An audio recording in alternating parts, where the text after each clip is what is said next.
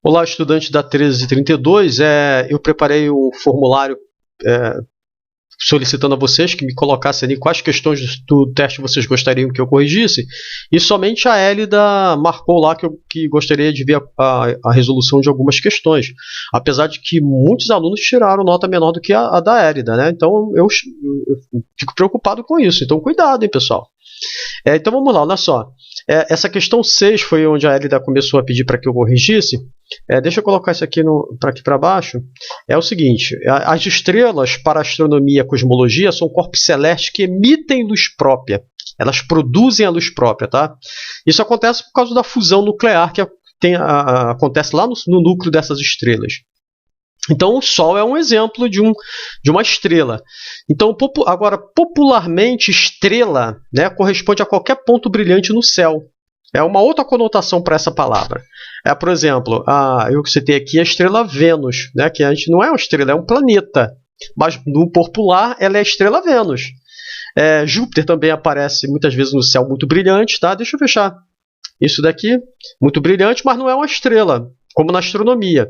Então, se você ler o texto que eu coloquei para vocês da sequência didática sobre ótica, vocês vão ver que existem dois corpos. Os corpos chamados luminosos, aqueles que produzem a própria luz, como o Sol, e os corpos iluminados, aqueles que refletem a luz. Né? O seu caderno, que está aí na sua frente. Já a tela do seu computador, a tela do seu celular, na verdade é uma fonte luminosa, tá? É um corpo luminoso que produz a luz que está ali. Então, eu pergunto assim: podemos citar como um corpo luminoso, né, uma fonte primária, o Sol apenas, porque o resto apenas refletem a luz que vem do Sol. Tá? 7. Que fenômenos ópticos explicam as cores das superfícies dos corpos? Então, deixa eu limpar isso aqui, olha só. Quando você tem uma superfície, né, a sua pele ou o asfalto ou qualquer superfície que você possa imaginar, o que acontece quando um raio de luz chega naquela superfície? Ou ela é refletida, né, desse jeito, ou ela é absorvida assim, ó. Então ela chegou aqui, ela interage com esse material e ela é absorvida e se transforma aqui em calor. Essa superfície aquece. Então, quando alguém olha para essa superfície, deixa eu colocar aqui um observador olhando para essa superfície. Ó. Quando alguém aqui olha para essa superfície, a cor dessa superfície vai depender da luz que chega até ele, ou se não, da luz que chega até os olhos dele, ou se nenhuma luz chega até os olhos dele. Então, imagine o seguinte, ó, aquele raio de luz chega, né? Pode até ser que parte seja absorvida, não há problema, né? Mas uma parte é refletida na direção do olho dele dessa forma. Então, ele vai dizer assim: essa superfície é amarela, porque está vindo luz amarela dela, apesar de ser um corpo iluminado. Tá? Mas o cérebro humano não sabe que a luz está sendo refletida na superfície. Então, as cores dos objetos dependem da reflexão e da absorção da luz. Ok? Então, você vem aqui, absorção e reflexão da luz explicam as cores das superfícies. Aí, para a gente entender melhor isso, eu coloquei essa questão que mostra a bandeira do Brasil, que a gente vê dessa forma quando ela é iluminada pela luz policromática branca, ou seja, todas as cores possíveis de luz, né, que vai do vermelho até o violeta. Então, quando a gente ilumina a bandeira com a luz branca, a gente vê a bandeira dessa forma. Por quê? Porque essa superfície, a tinta que usaram para pintar essa região, ela absorve tudo e reflete só o verde. Então, quando esse verde refletido chega até os seus olhos, você diz que essa região é verde. Deixa eu só desligar ali o meu celular.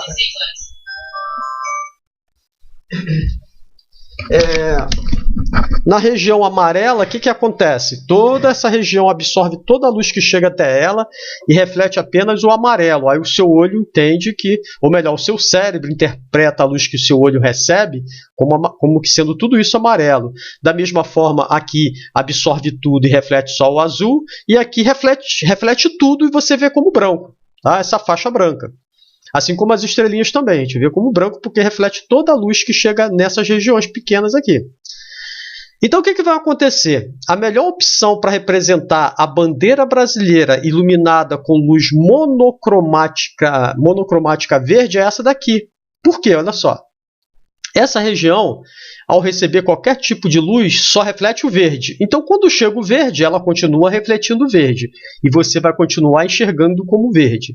Agora, essa região que era amarela e azul, ela absorve tudo e só reflete ou amarelo ou azul. Mas como está chegando o verde, ela vai absorver o verde. E aí não vai nenhuma luz na sua direção e você entende que isso aqui é negro, preto. Tá? Agora, a região que era branca, ela tem a capacidade de refletir qualquer tipo de luz. Então, ela vai refletir o verde. E aí você vai enxergar isso aqui como verde. Então, seria a melhor forma... Ah, sim, as estrelinhas também ficariam verdes, tá? É porque aqui eu tentei pintar, mas elas são muito pequenininhas, não deu. Mas seriam verdes também. Mas a melhor opção é essa, a primeira opção que está ali. Tá ok? Bom, aqui você tem um retângulo que fala da propagação retilínea. Por quê? Porque o fato da luz se propagar em linha reta é que permite que um pequeno anteparo colocado diante de uma fonte de luz pontual consiga formar uma sombra que tenha a mesma forma do outro lado. Tá? E aí, eu pergunto assim, cadê? A sombra formada acontece devido ao princípio da propagação retilínea dos raios de luz. Tá ok? Agora, em relação àquela questão, esse obstáculo, que é um retângulo com dimensões largura 10, altura 8, teria que dimensão a sombra desse retângulo formado? Então, para isso, você tem que imaginar o seguinte, olha só. Você tem ali um... Opa, deixa eu colocar aqui em preto, que é melhor. Você tem ali um pequeno retângulo cujas dimensões são 10 por 8, assim, ó. Não vou botar unidades não, tá? Deixa eu botar aqui, 10 por 8, uma fonte luminosa aqui, o anteparo lá do outro lado, uma parede branca, por exemplo, lá do outro lado, tá? E aí quando a luz passa tangenciando as bordas dessa figura, ela vai formar lá naquela parede lá atrás uma sombra proporcional desse jeito, ó. Uma sombra proporcional desse jeito. Agora, vamos começar por esse lado que tem 10 centímetros. Esse triângulo retângulo que está aqui, esse triângulo que está aqui pequenininho, ele é proporcional a esse outro maior que vai até a parede, ó. Né?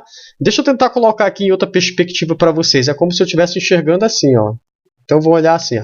Aqui é o lado de 10 centímetros, tá? E aqui é a sombra lá do outro lado, que tem esse tamanho. Sabendo que isso aqui corresponde a 1 metro, tá? Isso aqui tem 2 metros. Eu podia ter feito um pouquinho maior, mas tudo bem, 2 metros. Então, isso aqui é 10 centímetros.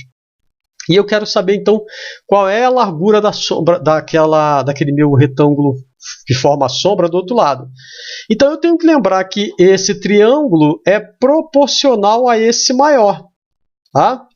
E aí, o que eu fizer num triângulo menor, eu posso fazer a mesma coisa com o triângulo maior, que vai me dar o mesmo resultado. Por exemplo, se eu pegar 10 centímetros, que corresponde a isso aqui, e dividir pela altura do meu triângulo, que é de 1 metro, isso tem que dar a mesma coisa. Aqui é 10 centímetros, tá? Perdão, ó, 10 centímetros, tá? Isso tem que dar a mesma coisa se eu fizer pegar a altura do meu triângulo maior, que é x, tá? E dividir por essa dimensão aqui, ó, que é de 3 metros. Tá? Então vai ficar assim, ó, o metro eu posso cortar com 1 metro, porque se esse aqui for para o outro lado, vai ficar metro embaixo de metro. Tá? E eu posso cortar. Então, esse 3 vai para o outro lado multiplicando 10 centímetros e me mostra que essa sombra é 3 vezes 10 centímetros, ou seja, 30 centímetros. Então, tudo que acontece na minha sombra é 3 vezes maior do que no triângulo menor. Tá? Então, logo, o lado que tem 8, a altura que é de 8 centímetros, vai ser 3 vezes 8, 24 centímetros. Então, a minha sombra vai ter 30 por 24 centímetros de altura, e aí eu tenho aqui essa opção, 30 por 24 centímetros, tá ok? Essa questão 11 é a mesma coisa, só que ao invés de ser a sombra, é uma imagem formada numa câmara escura. Então a luz que ilumina o prédio, que é refletido e vai lá na direção do furo, forma a imagem do topo do prédio. A luz que vem do sol é refletida lá na base do prédio, vem nessa direção e forma aqui a imagem da base do prédio, e aí os raios intermediários vão entrando aqui, formando a imagem por completo desse jeito. Então, esse triângulo aqui é proporcional a esse maior. E aí fica assim, quer ver? Você tem o prédio, tá? O prédio, você tem a câmara escura, aí a luz forma a imagem lá dentro ali do meu prédio, olha, cuja altura é de 7 centímetros, tá? Essa profundidade da minha caixa, que representa também a altura daquele pequeno triângulo ali, é de 20 centímetros. Isso aqui é de 50 metros, tá? Então, eu quero saber qual é a altura X desse prédio. Então, para isso, eu vou fazer triângulos proporcionais aqui, ó. Vou pegar a altura do prédio e dividir por essa dimensão do meu triângulo, que é 50 metros. Então, vou dividir aqui por 50 metros, tá? Isso tem que dar a mesma coisa da altura da imagem dividido por essa dimensão desse meu triângulo menor, que é 7 dividido por 20. 7 dividido por 20. Esse zero eu posso cortar com esse zero, né? Na verdade, como se fosse 10 de um lado, 10 no denominador, 10 no denominador eu posso cortar, né? Então fica assim, que x é igual a 5 vezes 7 dividido por 2, ou seja, 35 por 2, isso vai me dar 17,5. Então, o meu prédio tem 17,5 metros. 17,5 metros. Ora, 17,5 metros, como você está trabalhando com dois significativos, viram 18 metros. Tá bom? Pensando nos significativos. Então é isso. Então vamos lá. Questão 12. Os eclipses também estão associados à propagação retilínea dos raios de luz. Eu até estranho quando a Hélida me pergunta para resolver também essa. Deixa eu ver se foi isso mesmo, quer ver? Ela me pede para resolver também essa, porque basta ler o texto que está tudo lá. Falando, os eclipses só acontecem porque a luz passa tangenciando o planeta e aqueles que vão diretamente do planeta são bloqueados, e aí você forma a sombra dos planetas. E aí, quando um corpo celeste entra na sombra do outro, você tem os eclipses, tá? Mas os eclipses acontecem por causa do princípio da propagação retilínea. Agora, um eclipse solar, ele só acontece quando... Deixa eu colocar aqui para vocês. O eclipse solar, ele só acontece quando você tem a Lua se colocando na frente da Terra desse jeito. Aí a sombra da Lua consegue atingir um ponto ali na Terra onde há dia. E aí você tem... Quem está naquela região vê a Lua encobrir o Sol. Né? Então vamos voltar lá na questão. Deixa eu colocar para vocês. A Lua, quando fica na frente da Terra, ou melhor, entre a Terra e o Sol, a gente chama essa Lua de Lua nova. Tá? Então, o eclipse solar só pode acontecer numa Lua nova. Tá? Tá aqui, letra A, Lua nova. Um eclipse lunar, aí é o contrário, olha só. O eclipse lunar é quando a Lua mergulha na sombra da Terra. Então a Lua está aqui, cheia, tá? Então a Lua, quando está do outro lado, fica lá. Do outro lado, a Terra fica no meio nesse caso, você tem a Lua cheia. E aí quem está aqui na noite, na região da Terra, vê ali a Lua iluminada pelo Sol lá atrás dela. E aí quando ela entra na sombra da Terra, ela fica vermelha. Por que ela fica vermelha? Porque a Terra tem uma atmosfera. E aí aquele raio que vem do Sol, que iria formar uma sombra lá atrás, na verdade é desviado para essa região aqui. Ó. E a luz mais desviada para essa região é o vermelho e o laranja. Então a Terra não tem uma sombra perfeita. Então quando a Lua mergulha na sombra, entre aspas, da Terra, na verdade ela não desaparece, ela deveria desaparecer, tá? Se a Terra não tivesse atmosfera. Mas como a Terra tem atmosfera e joga o vermelho e o laranja para essa região, a Lua passa de cheia prateada para uma luz, para uma cor avermelhada. Tá ok? Mas de qualquer modo, para que aconteça um eclipse lunar, você precisa ter a Lua cheia. Só acontece em Lua cheia. Tá? Então tá aqui, cadê? Lua cheia, se a lua estiver na fase cheia. 15. Durante um eclipse lunar, a lua cheia, olha, ainda estou dando a dica aqui, tá vendo? A lua cheia deveria desaparecer no céu, mas não desaparece, né? Então, o que explica isso? Eu acabei de falar. A luz branca do Sol, ao chegar na superfície da Terra, uma parte é absorvida, principalmente o azul, uma parte sofre reflexão, principalmente a luz laranja e vermelha, que acabam dando. Então não é isso, né? Cadê? Aqui, ó. A luz branca do Sol, que passa muito próximo do nosso planeta, conseguindo atravessar a nossa atmosfera, parte é espalhada, né? Principalmente o azul, e a outra parte sofre refração. O que significa isso? Muda de direção, principalmente o laranja e o vermelho, e é desviado para a região do cone de sombra da Terra. Tá? Então, o cone de sombra da Terra, na verdade, não é perfeito. Ele é cheio de luz vermelha que consegue atravessar a atmosfera. Tá aqui, ó. Então, tá ali. 16. Você tem um estudante que foi em Brasília e lá existe um mastro de uma bandeira do Brasil, na Praça dos Três Poderes, imenso, né? Então, o que acontece? Ele quer saber qual é a altura desse mastro ali.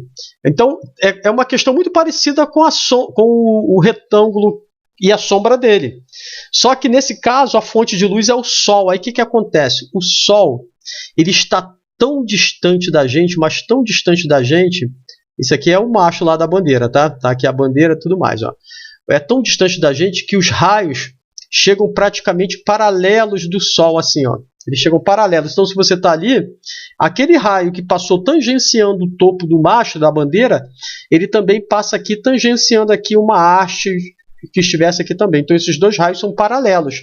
E se eles são paralelos, é porque esse triângulo, ele é, nesse caso, o triângulo retângulo mesmo, né?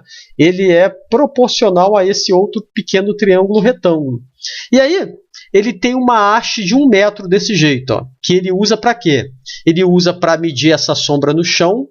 E aí, quando ele mede com essa haste de 1 metro, essa sombra no chão, ele verifica que tem 15 metros, tá? Então, isso aqui tem 15 metros, essa sombra no chão, 15 metros. E aí ele vai e coloca a haste em pé, e ele observa que a sombra da haste em pé, cadê? Tem 15 centímetros, tá aqui, ó. 15 centímetros de sombra. Ora, então ele sabe que esses triângulos são proporcionais, então ele descobre que essa altura é 100 vezes maior do que a sombra que está no chão. Da mesma forma que 1 metro é 100 vezes maior que... perdão, 100 não, me perdoe, né? Eu estou falando bobagem, olha só. Algumas vezes maior, né? Vamos ver quantas vezes maior seria aqui. Dá mais ou menos 6, alguma coisa, não sei, deixa eu ver. Vamos ver como é que dá isso. Aqui, ó. Eu sei como eles são proporcionais. Olha o que eu vou fazer. Eu vou pegar a altura do mastro e dividir pela sombra dele. Como esses dois triângulos são proporcionais, eu vou pegar a altura e dividir também pela altura. Só tem que ter cuidado, tá? Porque aqui você tem metro, que eu quero minha altura em metro, né? Aqui eu tenho... metro e aqui eu tenho centímetro, então eu não vou poder cortar, então é melhor passar isso para metro. Pronto, 0,15 metro, 15 centímetros, tá? Então, a altura do mastro vai ser 15 vezes 1, né, que vai dar 15, dividido por 0,15. E aí isso vai me dar 100 metros de altura. E é isso mesmo, gente. Esse monumento em Brasília tem 15 metros de altura, tá? Então, você vai lá, a altura do mastro é de 100 metros de altura. 17. O fato de duas pessoas em pontos diferentes de um ambiente conseguirem se ver através de um espelho é explicado através do princípio da reversibilidade. Então, deixa eu limpar aqui, ó.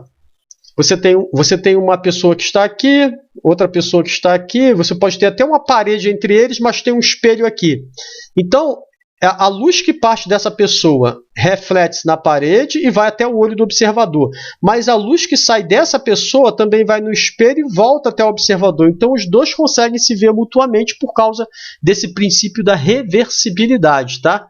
O caminho que o raio de luz faz indo para uma região, ele faz o mesmo voltando. Esse é o princípio da reversibilidade.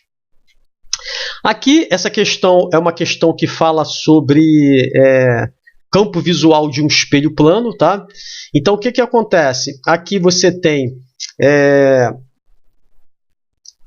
um observador, que é a Joana, que está aqui na sala. Aí, lá dentro do quarto, existe esse espelho na parede, onde você tem ali o Pedro, a Verônica e a Andréia, né? E ele pergunta assim, qual deles ela não consegue ver da sala? Então não interessa se é ver diretamente ou ver através do espelho, tá?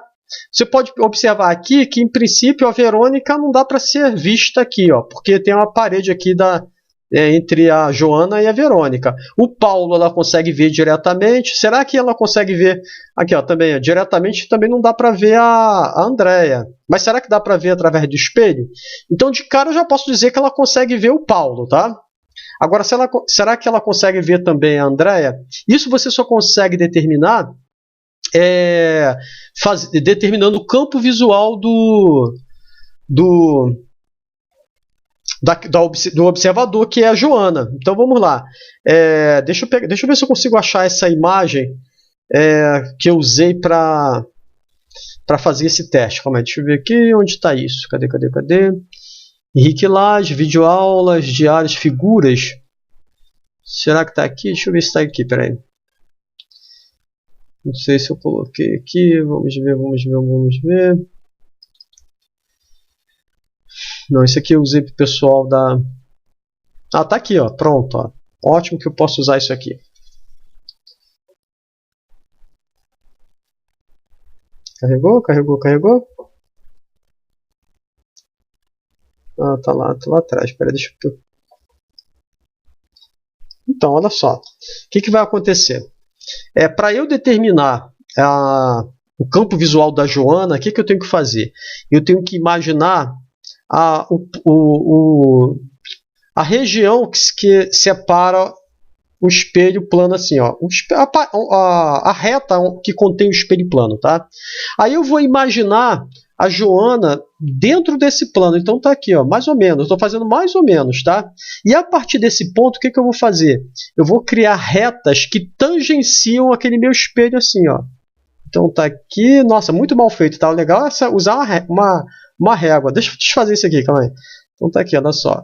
Daqui, ó, uma reta, um raio que parte nessa direção, um raio que tangencia o espelho do outro lado, e realmente eu percebo que a Andréia, ela está no campo visual do espelho da Joana, tá? Então ela vai conseguir ver a Joana através desse campo visual aqui, ó, tá? O Paulo ela consegue ver diretamente, mas a Verônica ela não vai conseguir ver, tá, ok? Então tudo isso, determinação do campo visual, tem lá dentro da sequência didática que eu coloquei para vocês, tá? Então, cadê? Ela consegue ver Andréia e Paulo, tá aqui a opção correta. Aqui você tem um raio de luz, que reflete no primeiro espelho, vem nessa direção e é refletido no segundo espelho. Aí eu pergunto assim, qual é o ângulo de incidência e reflexão no espelho 1? Ora, ângulo de incidência e de reflexão são aqueles ângulos em relação à reta normal. Está ali a reta normal em relação ao espelho 1. Então, se esse ângulo aqui é 60, e esse é o ângulo de incidência, o de reflexão também é de 60, porque é assim que diz a primeira lei da reflexão. Então, você tem 60, 60, essa é a opção correta, tá? Agora, esse aqui vai nos dar um pouquinho mais de trabalho. Por quê? Deixa eu colocar aqui para vocês, olha só. Deixa eu limpar aqui. Então você tem lá o primeiro espelho, deixa eu colocar aqui em azul assim, ó. O primeiro espelho que está aqui, né? Aí um raio de luz que vem aqui formando um ângulo de 60 graus e sai nessa direção e atinge o outro espelho lá. Está aqui, ó. tá? O outro espelho aqui. Sabendo que esse ângulo com esse ângulo é de 40 graus, né? Esse ângulo aqui com a normal é de 60 graus, que é o ângulo de incidência, aí o ângulo de reflexão também é de 60 graus. Agora eu quero saber qual é o ângulo de incidência aqui, ó. É esse ângulo aqui que me interessa, na verdade, na outra questão, ó, que é igual a esse ali. Tá? Esses dois ângulos devem ser iguais. Mas para isso eu vou usar esse triângulo que é formado aqui, ó. Como? Ora, se isso aqui é 60 graus, é porque esse ângulo aqui vale 30. 30 graus, né? 6, 7, 8, 90 graus é o seu complemento, tá bom? Agora, vamos lá. Esse ângulo aqui todinho, olha, é de 180 graus. Então, se é de 180 graus e esse aqui é de 40, é porque esse ângulo aqui, olha, no meu triângulo, olha, é de 140 graus. 140 mais 40, 180 graus. E esse ângulo aqui é o ângulo X, que é o complemento do que eu busco aqui, ó. Então vai ficar assim, x mais 140 mais 30 é igual a 180 graus, que é aquela regra que a gente já aprendeu lá no ensino fundamental. A soma dos ângulos internos de um triângulo dá 180 graus. Então vai ficar que x é igual a 180 graus menos 170 graus, porque isso aqui dá 170, né? Então x vale 10 graus. Se isso aqui é 10 graus, significa que o complemento dele aqui vale 80 graus, olha. Então, esse ângulo aqui é de 80 graus e esse ângulo aqui também é de 80 graus. Então, no espelho 2, o ângulo de incidência e reflexão é 80, 80, tá aqui, tá? Aí aqui você tem dois espelhos planos colocados um voltado para o outro, formando um ângulo de 20 graus e você tem um objeto que é colocado ali. Quantas imagens alguém que fica diante desses espelhos consegue ver desse objeto? Então a gente viu que existe uma equaçãozinha que prevê esse número de imagens formados, que é assim, ó, o número de imagens será 360 graus dividido pelo meu ângulo entre os espelhos, menos 1. Esse 1, pessoal, é daquele setor circular que fica o real, onde está o objeto, tá? Formado por esse ângulo aqui, ó. Por isso que eu tenho que tirar 1. Então vai ficar assim, ó, 360 dividido por 15.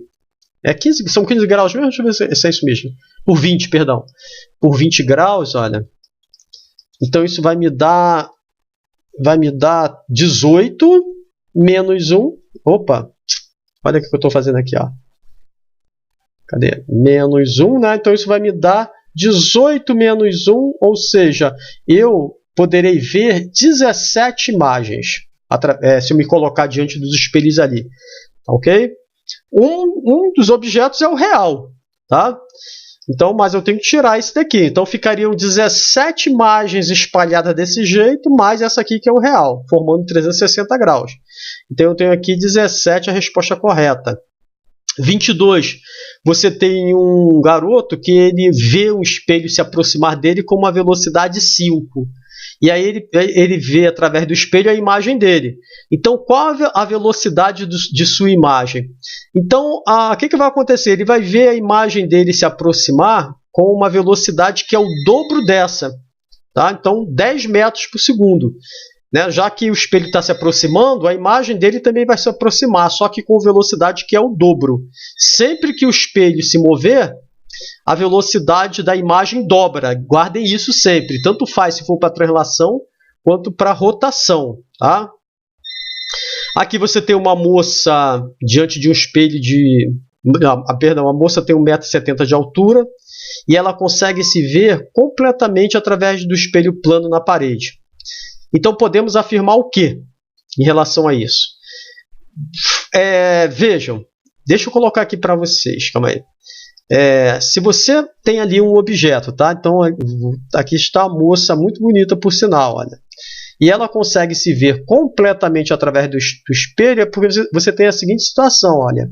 A imagem do outro lado dela, aqui ó, a imagem do outro lado, a luz que parte dos pés consegue chegar até os olhos do observador, a que parte da cabeça consegue chegar até os olhos do observador. Na verdade, através da reflexão da luz, olha. né? Então tá aqui, através da reflexão da luz assim, ó, consegue chegar lá. Deixa eu desfazer isso aqui para não confundir vocês. Opa!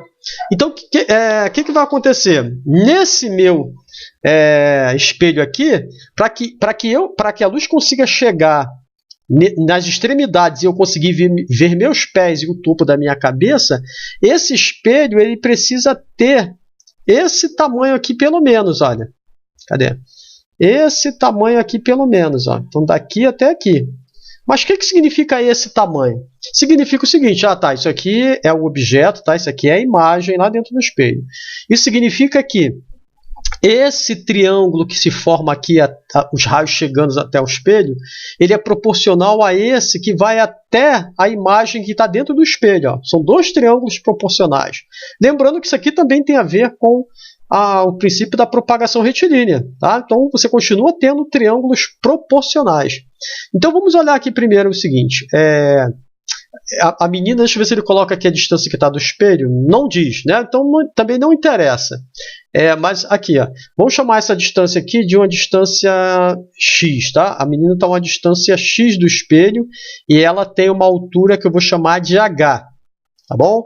Então, se eu pegar nesse triângulo menor a altura dela e dividir por x, isso tem que dar exatamente igual a pegar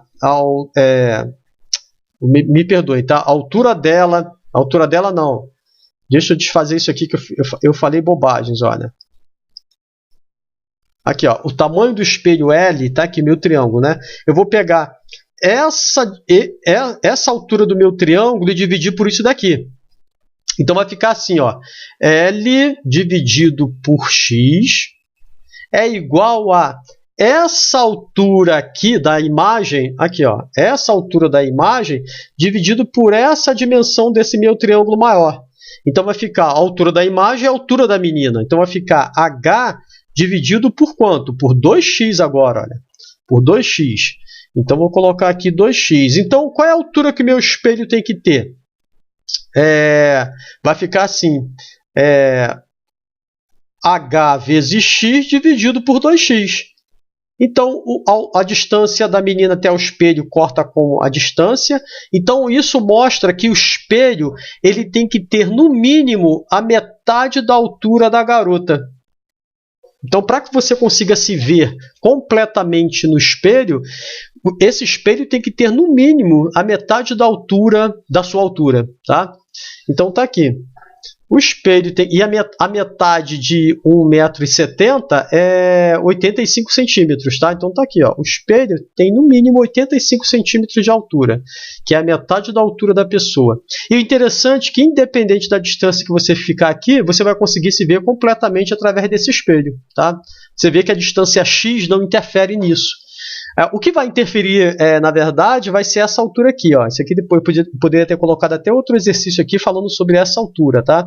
Essa altura aqui, que vai do chão até a borda do espelho aqui embaixo, tem que ter a metade da altura dos olhos. Então, essa altura daqui até o chão, olha, eu pego a metade, então isso aqui tem que ter esse valor. Mas em relação ao espelho, tem que ter a metade da altura da pessoa. Tá bom? Aqui é um problema bem simples que eu falo sobre a reflexão no espelho plano. Então você tem... cadê? Inclusive, pessoal, aqui ninguém me informou isso, mas está faltando uma imagem aqui. Tá faltando uma imagem aqui, que era do objeto. Eu não... Engraçado, por que não está aqui? Então está faltando uma imagem aqui. Depois eu vou desconsiderar essa questão, tá?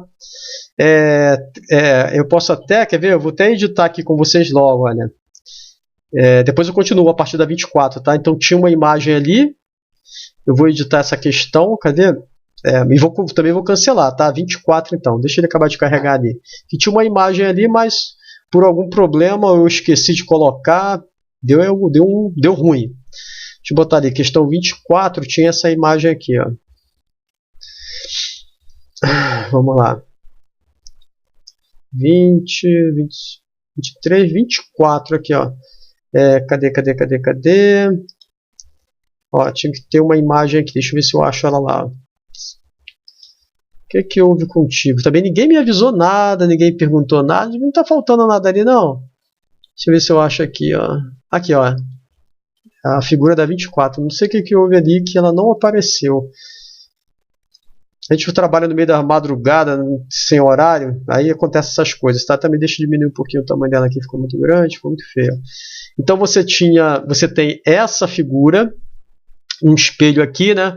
E o que acontece? Tudo vai se inverter, é como se ele girasse em torno desse eixo, e aí a figura que representa melhor isso aqui é essa daqui, ó. Essa aqui você vê que a distância não é a mesma, tá? Essa aqui também não aconteceu ela girar em torno do seu próprio eixo desse jeito. Essa aqui também não, então a melhor opção é essa aqui, a letra E. Tá aqui, ó, ticado, o tique de correto aqui, tá bom? Então era basicamente isso, é você imaginar uma rotação em torno do eixo desse plano do espelho assim, ó. Tudo isso eu expliquei lá na sequência didática. 25, em relação aos espelhos esféricos convexos, então isso aqui é uma coisa importante que a gente começa a falar sobre os espelhos convexos. Espelho convexo, pessoal, só gera imagem real e menor. Tá? Olha só a bobagem que eu estou falando, só gera imagem virtual e menor que o objeto. Então tá aqui, ó. Em relação ao espelho esféricos, a imagem conjugada sempre será virtual e menor que o objeto. Sempre. Não precisa nem ficar pensando muito sobre isso, tá? É aquele espelhinho que a gente usa na entrada de garagem, ou que pode ser usado também junto ao retrovisor. Tem um espelhinho convexo que fica junto ao retrovisor, que ele aumenta o campo visual. Ele deixa tudo menorzinho, tá? Mas ele aumenta o campo visual. Tá? Então, a imagem sempre é virtual e menor que o objeto. 26. Um espelho apresenta um aumento linear que é esse, 1/3. Para a imagem conjugada de um objeto diante dele, podemos afirmar que... Bom, gente, olha só, o espelho convexo sempre forma uma imagem menor. Então, se o aumento ele é uma fração, né, menor do que 1, então é porque ele e detalhe, é positivo, é porque ele é um espelho convexo. Tá? Então, gravem isso também, aumento linear positivo e menor do que 1, nesse caso é 1/3, dá 0,3333 aproximadamente, né? Então já se trata de um espelho esférico convexo, tá? É um espelho esférico convexo, você pode ir lá marcar que vai dar correto, tá? Aumento linear menor do que 1 e positivo, já sei que é um espelho convexo.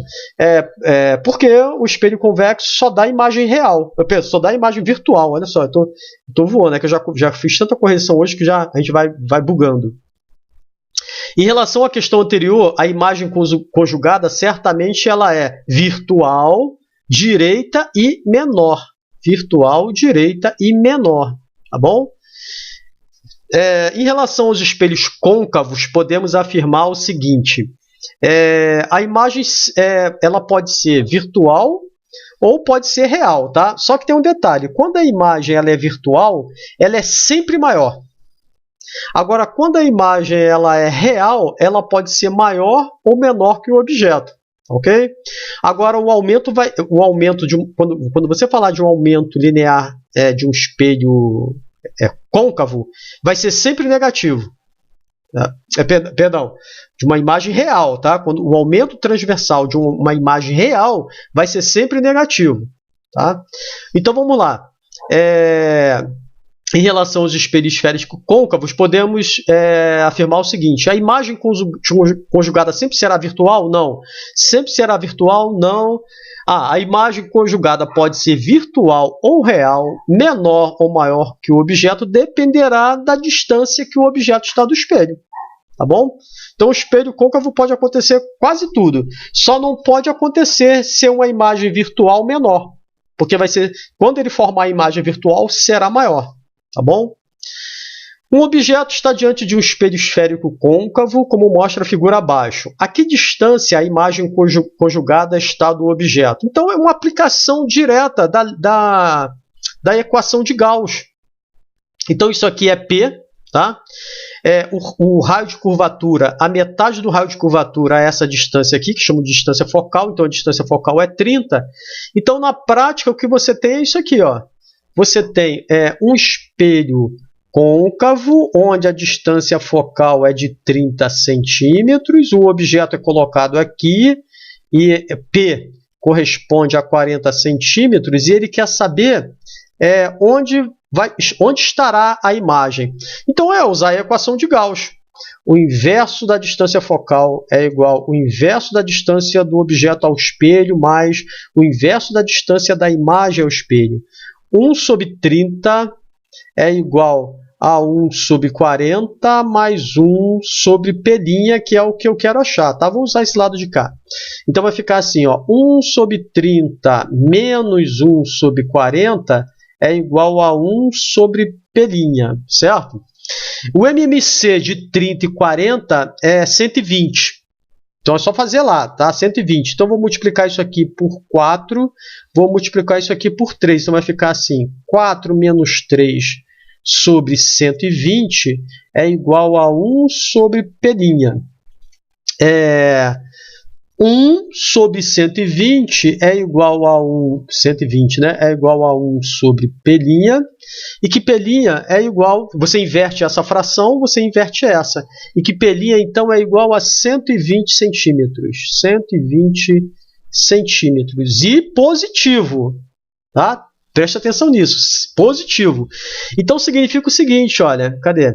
Deixa eu voltar lá atrás, ó. Significa que a imagem, essa imagem, ela está aqui, ó, lá atrás, ó, lá atrás. E detalhe, se ela está na frente do espelho é porque ela é invertida assim, ó. Então tá aqui, ó. Está a 120 centímetros positivo, fora do espelho, e com certeza ela é invertida, porque toda imagem fora do espelho, ela é real. E aí, já sei que eu tenho que colocar dessa forma invertida, tá bom? Então, cadê? Vamos voltar aqui. A que distância está a imagem? Então, ela vai estar invertida aqui a 120 centímetros. Cadê? Aqui, ó. A imagem é real, invertida, maior, né? Está a 120 centímetros do objeto. Ó. Ué, por que é isso? Por que deu isso aqui? Deixa eu ver isso aí. Eu posso errar também lá, tá? Ou eu posso não ter colocado a resposta correta aqui, tá bom?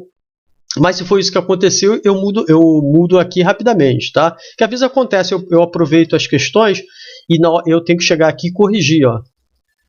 Tá? Corrigir, então tá aqui, ó. Aqui como é que a gente faz a correção, ó. Bota a opção correta, tira a outra, tá? Mas depois quando eu for corrigir lá de vocês, eu verifico isso, tá bom?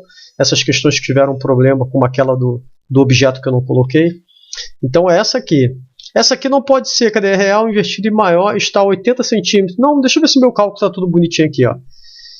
60 é 30 ali, tá certinho, a distância focal, 1 sobre 30, 1 sobre 40, é isso? 1 sobre 40, exato, tá certinho. Então, P', vamos ver aqui. Só para ver se é isso mesmo. Então, vai ficar 30, 40, tá certinho ali. 120, ok, é isso aí. Tá, então é a letra A, eu que botei errado lá, então já corrigi ali também. E quando eu for corrigir de vocês, eu vejo ali essa consideração também, tá? 30, e última, você tem um objeto que tem altura de 10 centímetros, está a 1 metro de um espelho esférico. A imagem conjugada, a imagem conjugada tem aumento transversal menos 4. O que esse menos significa, pessoal? Significa que a imagem é invertida, ela é real. Sempre que você tiver um aumento negativo, é que é uma imagem real, tá? Então você pode ter uma imagem real que diminui, que encolhe a imagem ou pode ampliar. Nesse caso é uma imagem real ampliada. Qual o tipo de espelho esférico? Então já sei que é côncavo, porque só o espelho côncavo me dá a imagem invertida. Tá? B. Qual a distância focal do espelho? Opa, aí eu vou ter que estudar para ver que distância focal é essa, tá? Deixa eu só... cadê? Qual a distância focal do espelho? Ele dá mais algum... Tá, tem aqui a altura do objeto, está a 1 metro do espelho, tá? Ok. Então, qual a distância focal do espelho e qual a altura da imagem, perdão, e qual a distância focal do espelho? Então vamos lá, olha só. Vamos fazer isso aqui, olha só. Agora, eu já sei que o meu espelho é côncavo, tá? Porque para você ter um aumento transversal negativo, ele tem que ser um espelho côncavo. E aí você tem o seguinte, cadê? A imagem tem 10 centímetros, está a 1 metro do espelho. Tá? Então é isso aqui, ó.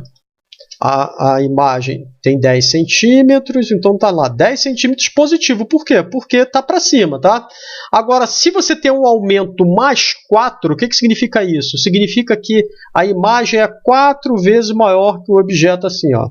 4 vezes maior. Então você vai ter aqui menos 40 centímetros de altura, tá? E detalhe, se essa distância aqui é 1 metro, significa que ele está a 4 metros de distância desse jeito, ó. 4 metros de distância desse jeito. Por quê? Porque o aumento transversal ele é dado da seguinte forma, olha. Ô, minhas cachorras enjoadas. Ô, meninas! O aumento é a altura da imagem dividido pela altura do objeto, tá? Ou menos a distância da imagem ao espelho dividido pela distância do objeto ao espelho. Então, existe uma relação em relação a isso. Ó. Então, a imagem está para a distância do... O tamanho da imagem está para a distância do que ela está do espelho, assim como do objeto também. Ó. Então, por isso que eu posso afirmar isso aqui. Tá?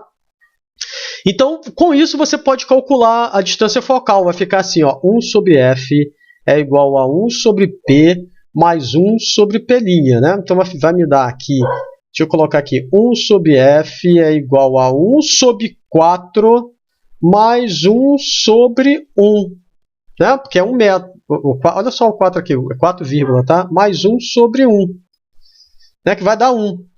Então, isso vai me dar, aqui eu vou multiplicar por 4, vai ficar aqui 1 sobre F é igual a 1 mais 4 sobre 4, né? Ou que o inverso da distância focal é igual a 5 sobre 4.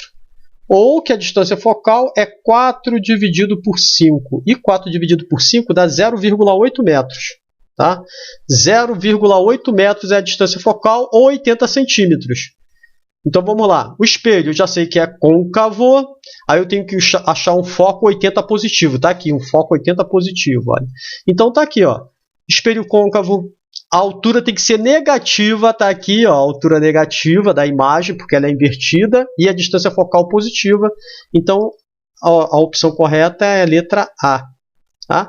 E esse é basicamente o teste, tá? Eu espero que vocês tenham mais responsabilidade com a leitura e o estudo dessas sequências didáticas, que já essa semana teremos as próximas, tá bom?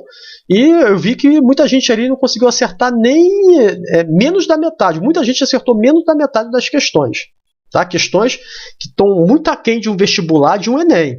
Então é bom que vocês estudem melhor isso aí. Certo? Então fica um abraço e na próxima quinta-feira a gente vai ter ali conteúdo novo, dando continuidade ali ao nosso programa. Abraço para todos.